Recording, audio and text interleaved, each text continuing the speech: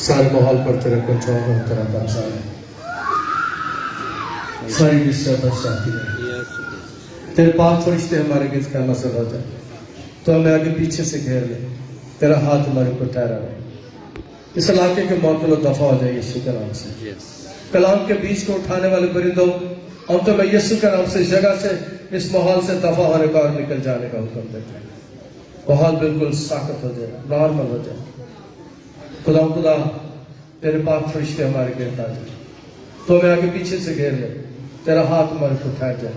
اپنے خادم کو تازہ اور تپایا ہوا کلام دے اور ہمیں شرما ہونے کے لیے تیار کر. یسوع کے القادر نام کے وسیلے سے آمین. قادر لحاظ آئیں گے اور خدا کے کلام کو ہمارے لیے کھولیں گے.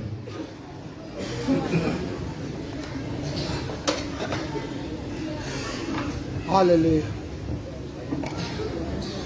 ہاللیلویا ہاللیلویا. خدا یسوع مسیح کے قادر جلالی اور قدوس نام میں آپ سبوں کی سلامتی ہو.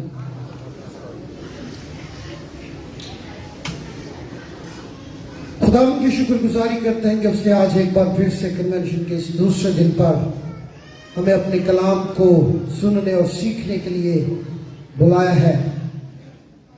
خدا کا شکر ادا کرتا ہوں خدا کے خادم پاسٹر امرت کے لیے جنہوں نے آج کے اس خوبصورت دن پر مجھے یہ سعادت بخشی کہ میں خدا کے کلام کو آپ کے سامنے بیان کر سکوں. خدا کے کلام کے تعلق سے کل پاسٹر روبن صاحب نے وہ پورا کلام مقدس کا حوالہ بیان کیا تھا, پڑھا گیا تھا, جو مقدس لوکا کے انجیلی بیان کے 14ویں باب کی 15ویں آیت مقدسہ سے 24ویں آیت مقدسہ میں موجود ہے. آج ہم فقط ایک ہی آیت جو ہماری کنونشن کی مرکزی آیت مقدسہ ہے, ہم فقط اسی پر غور کریں گے اور دیکھیں گے کہ خدا اس آیت کے وسیلہ سے ہم سے کیا کلام کرنا چاہتا ہے. کس کس کو یہ آیت زبانی یاد ہو گئی ہے؟ ذرا ہاتھ اٹھا کر دکھائیں کس کس کو یہ آیت زبانی یاد ہو گئی ہے. اتنے دنوں سے ہم یہ بیان کر رہے ہیں. خدا کے خادم ہر عبادت میں اشتہارات کے ذریعے سے بھی بڑا خوبصورت موضوع اور بڑی خوبصورت یہ آیت ہے. اس آیت کا آخری حصہ یہ ہے کہ لوگوں کو مجبور کر کے لا تاکہ میرا گھر بھر جائے. ایک بار میرے ساتھ بولیں, لوگوں کو مجبور کر کے لا تاکہ میرا گھر بھر جائے.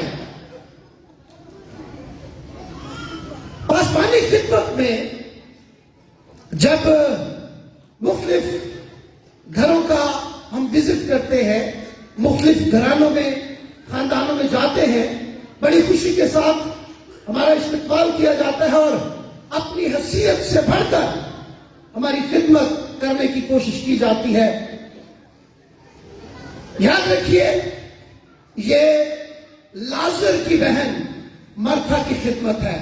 وہ خداوند یسوع مسیح اور اس کے شاگردوں کی خدمت کیا کرتی تھی. اور آپ کی یہ محبت کبھی کبھی ہمیں وہ سب کچھ کھانے پینے پر مجبور کر دیتی ہے جس کی کبھی کبھی ہماری صحت بھی ہمیں اجازت نہیں دیتی ہے. بہت بار ہم کولڈ ڈرنکس کے لیے, بوتلوں کے لیے منع کرتے ہیں, لیکن لوگ کہتے ہیں جی وہ پیسہ پی لو تو آلو کیوں ہے. بہت بار ایسی چیزیں بھی ہم کھانے پر مجبور ہو جاتے ہیں جو ہم کوشش کرتے ہیں کہ نہ کھائیں. اور بہت بار ہم نے دیکھا ہے کہ پاسٹر امرت صاحب بھی جو صحت کے معاملے میں بڑی احتیاط کرتے ہیں وہ بھی بد پرہیزی کرنے پر مجبور ہو جاتے ہیں. ایک بار ان سے کہا بھائی صاحب یہ آپ نہ کھائیں, آپ کے لیے اچھا نہیں. اچھا تو بھائی صاحب انہوں نے محنت نہ لے دی, محبت نہ لے, پیار نہ چکھاں گے تو ضرور. ان کی محبت اور ان کے پیار کے वसीला से, उनकी मोहब्बत से पेश की गई चीज हमें इस बात के लिए मजबूर करती है कि हम उसे खाएं, उसे चखें। और आज के इस हवाले में भी एक ऐसी ही दावत का जिक्र किया गया है जिसमें बहुत से लोगों को बुलाया गया। जब वो ना आए तो फिर कहा गया कि और लोगों को मजबूर करके लाओ ताकि मेरा घर भर जाए। याद रखिएगा, खुदावंद यीशु मसीह के कलाम का बहुत सा हिस्सा जो है वो तमसीली कलाम पर मबनी है, और ये भी एक तमसील है जिसमें खुदावंद यीशु मसीह खुदा की बादशाहत में शामिल ना होने वाले उन बहानाबाज लोगों के बारे में बयान करते हैं जो अपनी दुनियावी और मादी चीजों की मोहब्बत की वजह से खुदा की उस पुरफज़्ल दावत को ठुकरा देते हैं जो उन्हें बड़े प्यार से दी गई। इस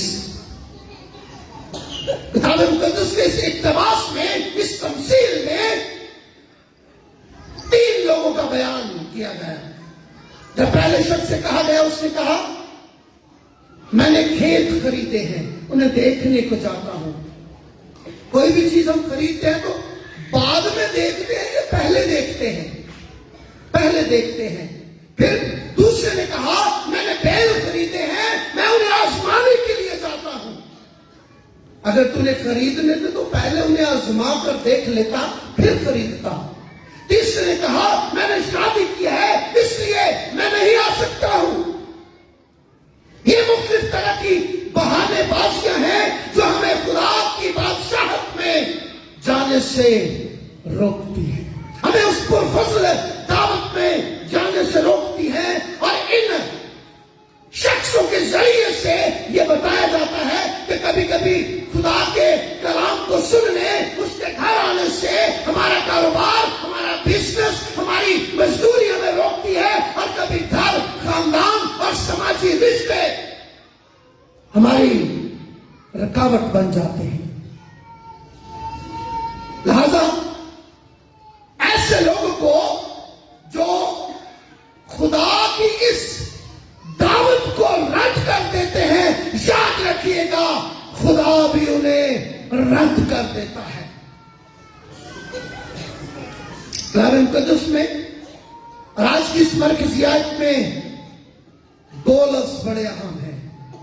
मालिक ने अपने नौकर से कहा जा, अभी से कहा कि लेकर आ। यहां यह बिल्कुल ऐसा ही है जैसे एक शख्स जो भूखा हो, उसको कहीं से खाना मिल जाए और वो जाकर दूसरों को बताता है मुझे वहां से खाना मिल गया है, और दूसरे लोग भी भाग कर आते हैं ताकि खाना हासिल कर सके। अभी दूसरे दिनों में, कोरोना वायरस के दिनों में, आपने इस बात का तजुर्बा किया होगा, एक शख्स को जहां से राशन मिला है वो दूसरों को जाकर बताता है वहां से जाकर ले लो, वहां से मिल सकता है। और ये बिल्कुल ऐसा ही है, जाओ और उन्हें लेकर आओ। और एक और लफ्ज बड़ा अहम है, और वो लफ्ज है मजबूर करके। याद रखिएगा, अरबी जुबान का ये जो लफ्ज मजबूर है, हमारी रोजमर्रा गुफ्तगू में ये 2 मानों में इस्तेमाल होता है।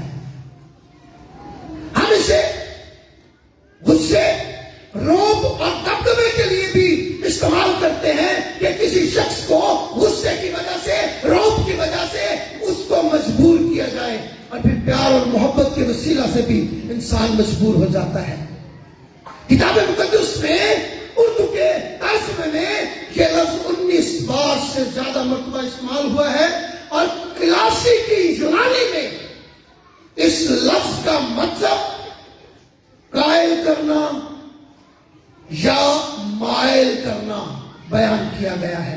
ये उस तरह का मजबूर करना नहीं है जैसे हम मजबूर अपनी रोजमर्रा गुफ्तगू में इस्तेमाल करते हैं। अब सवाल ये पैदा होता है, बहुत से लोग खुदा के घर में नहीं जाते, बहुत से लोग इबादतें नहीं करते, बहुत से लोग किसी مسیح کے نام میں کرسچن میں نہیں جاتے, دعا نہیں کرتے, کلام نہیں پڑھتے, تو کیوں ضرورت ہے ایسے لوگوں کو خدا کے گھر میں لانے کی؟ کیوں ضرورت ہے ایسے لوگوں کو مجبور کر کے خدا کے گھر میں لانے کی کیوں ضرورت ہے؟ یاد رکھیے, جب ہم کسی کام کو انجام دینا چاہتے ہیں اس کی کوئی نہ کوئی وجہ ضرور ہوتی ہے. ہمیں کیوں اس کی ضرورت محسوس ہوتی ہے؟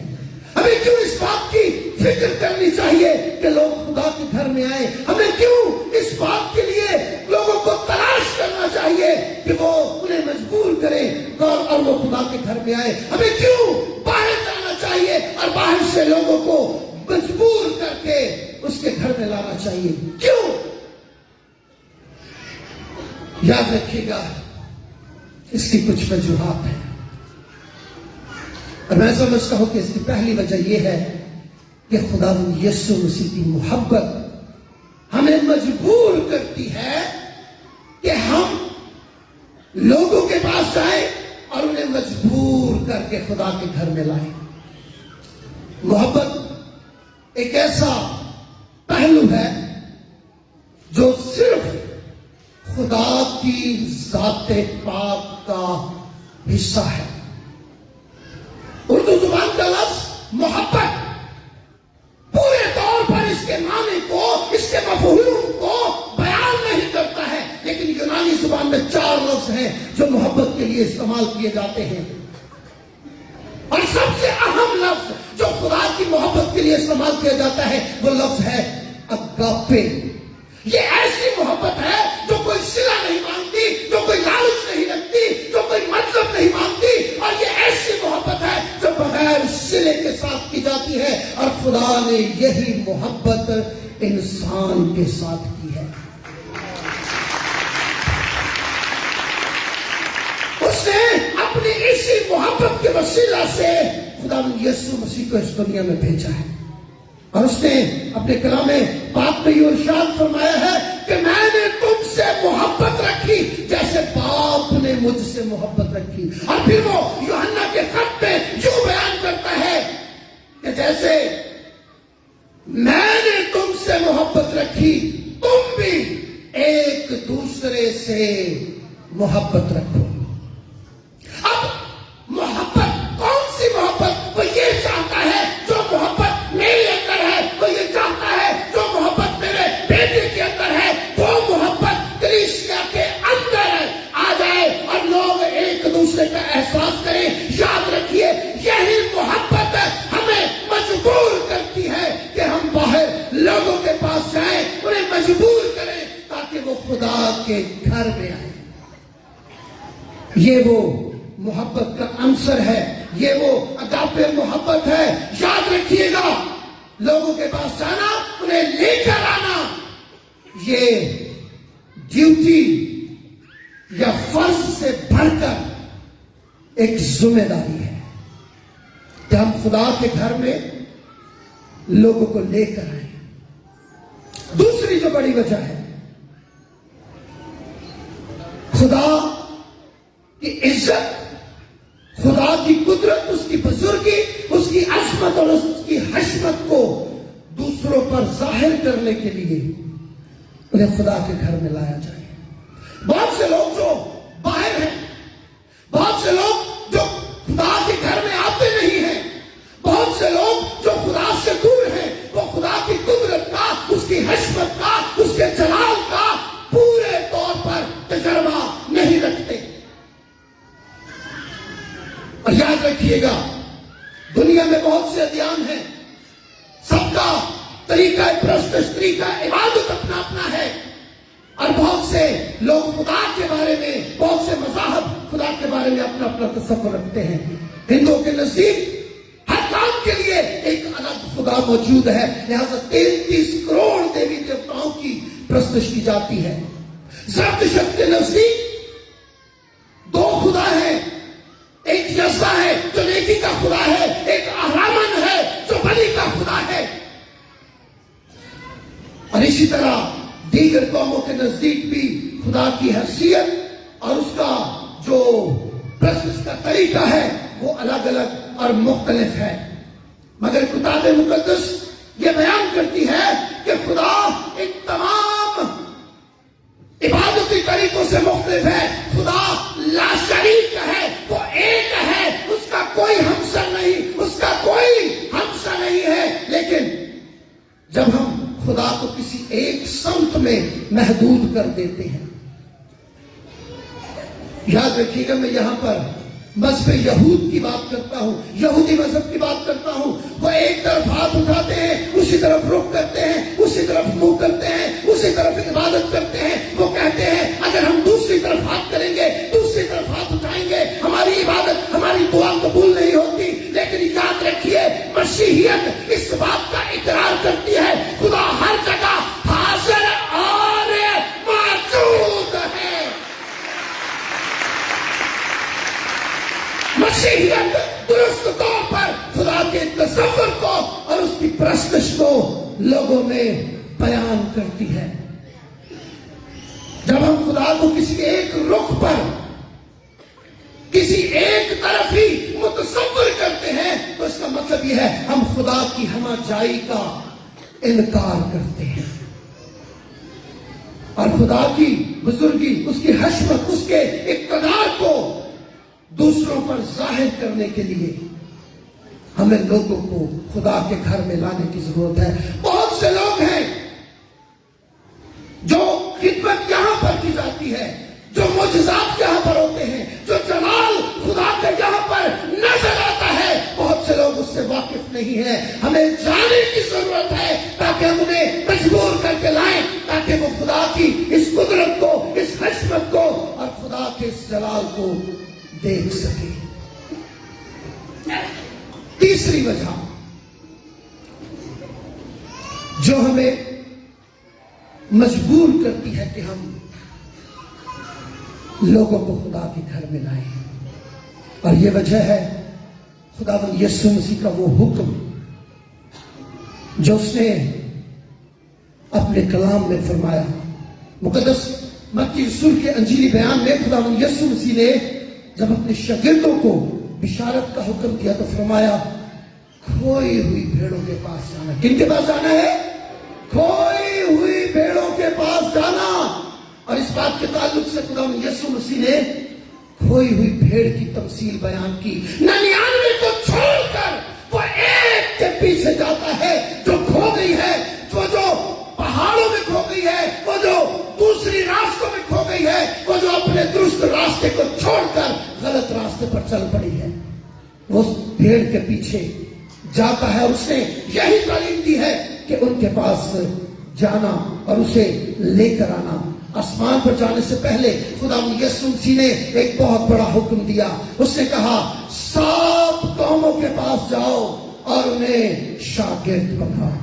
اس کا مطلب یہ ہے ہمیں جانا ہے، ہمیں لوگوں کے پاس جانا ہے، ہمیں انہیں شاگرد بنانا ہے، ہمیں انہیں یسوع کے پاس لے کر آنا ہے، اور انہیں یہ بتانا ہے کہ ہمیشہ کی زندگی ان کے لیے کتنی ضروری ہے۔ یہ بتانا ہے کہ وہ موت سے نکل کر تب ہی زندگی میں داخل ہو سکتے ہیں جب وہ یسوع مسیح کے پاس آئیں گے۔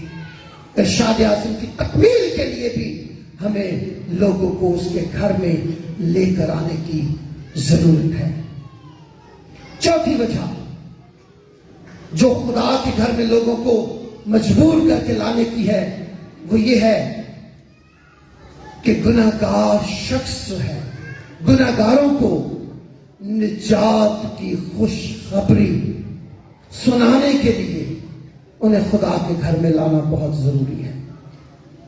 اپنی تخلیق کے بعد جب انسان گنہگار ہوا تو اس کے بعد انسان نے بڑی کوشش کی۔ اس نے میدے کے، تیل کے ہدیے اور نذرانے پیش کیے، اس نے قربانیاں پیش کی، اس نے خدا کے حضور میں دعا اور سجدے اور مختلف طریقوں سے ہیکل میں عبادات کا اہتمام کیا تاکہ خدا جو اس سے روٹھ چکا ہے، خدا جو اس سے ناراض ہو چکا ہے، خدا جو قہر برپا کرنے والا ہے، وہ اس سے ٹل جائے اور وہ گناہ جو اس کے ذمہ لگ چکا ہے انسان اس سے چھٹکارا پا لے۔ لیکن انسان کی یہ ساری کوششیں بے سود گئی۔ انسان روتا رہا، चिल्लाता रहा, अपने गुनाहों में मरता रहा। बिलाकर खुदा को इंसान की हालत पर तरस आया और खुदा ने पहल करके अपने हाथ को बढ़ाया और खुदा ने अपने बेटे को भेजा जो हमेशा की जिंदगी लेकर आया।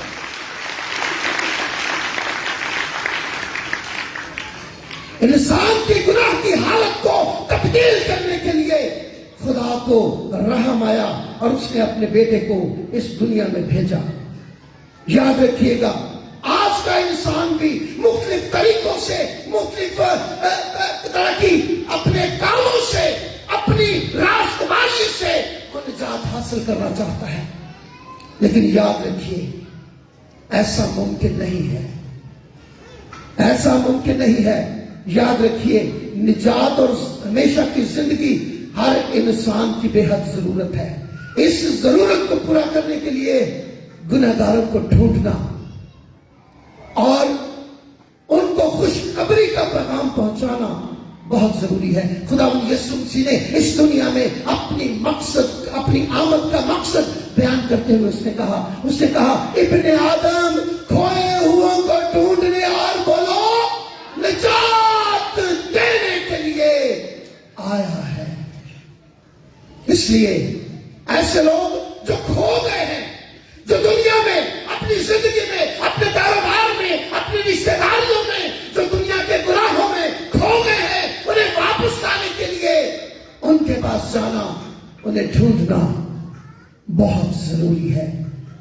इसलिए जाएं, उन्हें ढूंढें और उन्हें खुदा के घर में लाएं, मजबूर करके लाएं, ताकि वो गुनाहों की माफी की खुशखबरी को हासिल कर सके। पांचवी बात जो दूसरों को खुदा के घर में लाने के लिए जरूरी है, याद रखिएगा, यह हमारी कलीसियाई जिम्मेदारी है कि लोगों को मजबूर करके उसके घर में लाया जाए। ये हम में से हर एक की जिम्मेदारी है। ये मत सोचिए ये पासवानों का काम है, ये मत सोचिए ये बाबुओं का काम है, ये मत सोचिए ये एल्डर्स का काम है, ये मत सोचिए ये मुबश्शिरों का काम है। कलीसिया का हर फर्द ये जिम्मेदार शख्स होने के नाते से इस खिदमत को सरअंजाम दे सकता है। खुदावंद यीशु मसीह हमें इस बात के लिए तैयार कर।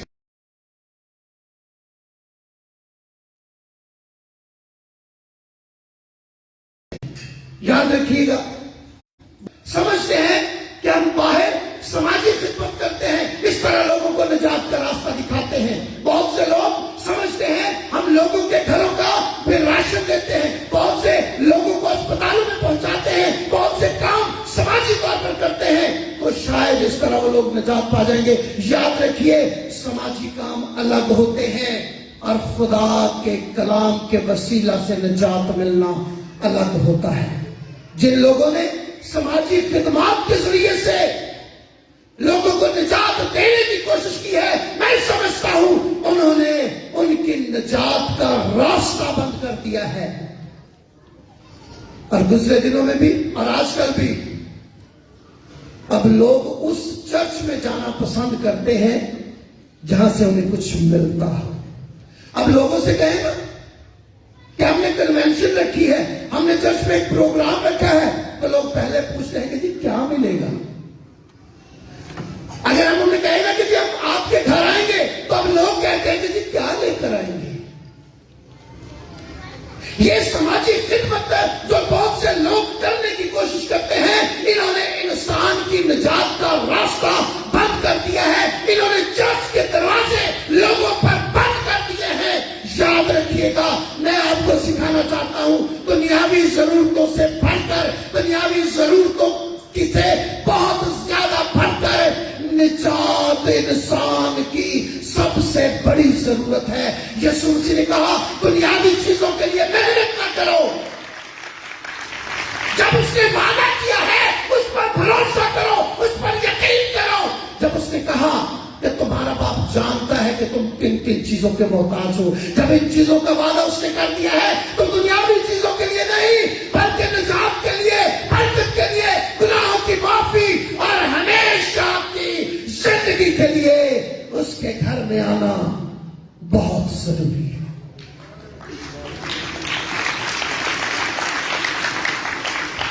یاد رکھیے گا, جب تک ہم دنیاوی چیزوں کے لالچ میں رہیں گے ہم ہمیشہ کی زندگی سے, نجات سے دور رہیں گے. چھٹی بات جو میں سمجھتا ہوں ہر مسیحی کے لیے یہ بڑے اعزاز کی بات ہے. ہر مسیحی کے لیے یہ بڑے اعزاز کی بات ہے کہ وہ لوگوں کو یسوع مسیح کے پاس لانے والا بنے. یوحنا کے انجیلی بیان میں کچھ غیر قوم کے لوگ, کچھ یونانی لوگ یسوع مسیح کے شاگرد فلپس کے پاس آئے اور اس سے کہا, جناب ہم یسوع کو دیکھنا چاہتے ہیں. یسوع نے اندریاس کے پاس لے کر آیا اور پھر وہ دونوں انہیں یسوع مسیح کے پاس لے کر گئے. یاد رکھیے گا, اگر آپ لوگوں کو یسوع مسیح کے پاس لے کر آتے ہیں تو آپ رسولی خدمت کا حصہ بن جاتے ہیں. بلکہ میں یہ کہتا ہوں آپ رسولی خدمت میں شامل ہو جاتے ہیں. اور یاد رکھیے گا, دنیا میں اربوں لوگ اس دنیا میں موجود ہیں. ان اربوں لوگوں میں کروڑوں لوگ مسیحی ہیں. اور یاد رکھیے گا, ان اربوں کو چھوڑ کر, ان کروڑوں کو چھوڑ کر, ان لاکھوں کو چھوڑ کر صرف اور صرف میرے اور آپ کے خدا نے مجھے اور آپ کو چنا ہے. ہم لوگوں کو یسوع کے پاس لے کر آئے. اس نے مجھے اور آپ کو چن لیا ہے. تو یہ بڑے احساس کی بات ہے. دنیا کے اعزاز حاصل کرنے کے لیے ہم اپنی جان کی بازی لگا دیتے ہیں, محنت کرتے ہیں, کوشش کرتے ہیں. لیکن یاد رکھیے, دنیاوی اعزازات سے بڑھ کر یہ اعزاز ہے کہ اس نے مجھے اور آپ کو چنا ہے. ہم جائیں اور لوگوں کو اس کے پاس لے کر آئیں. اگر آپ یہودا کا خط پڑھتے ہیں, یہودا کے خط کے 23ویں آیت مقدسہ میں لکھا ہے کہ باز کو جھپٹ کر آگ میں سے نکالو. تو یاد رکھیے گا, مجھے اور آپ کو ان تمام لوگوں کے پاس جانا ہے جو گناہوں کی آگ میں, بدی کی آگ میں, دنیاوی زندگی کی آگ میں چل رہے ہیں. میں اور آپ جائیں گے تاکہ انہیں جھپٹ کر اس آگ سے نکالیں اور انہیں بچائیں. یہ ہمیں خدا کا کلام سکھاتا ہے. یاد رکھیے گا,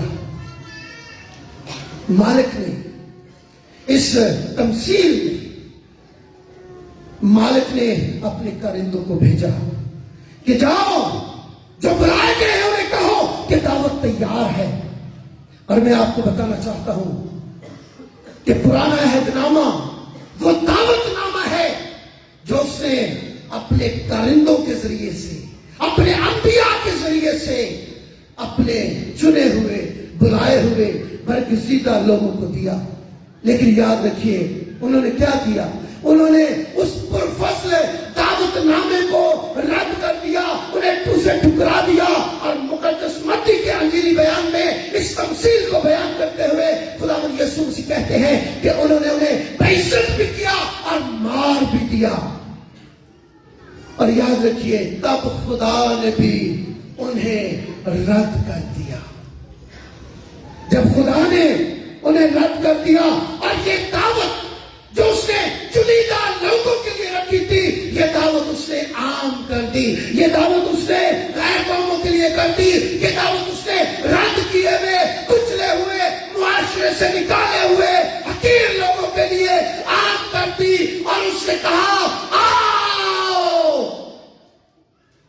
وہ سب جو مختلف طرح سے اس دعوت کا حصہ نہیں تھے, وہ سب اس پرفضل اور بابرکت دعوت کا حصہ بن گئے.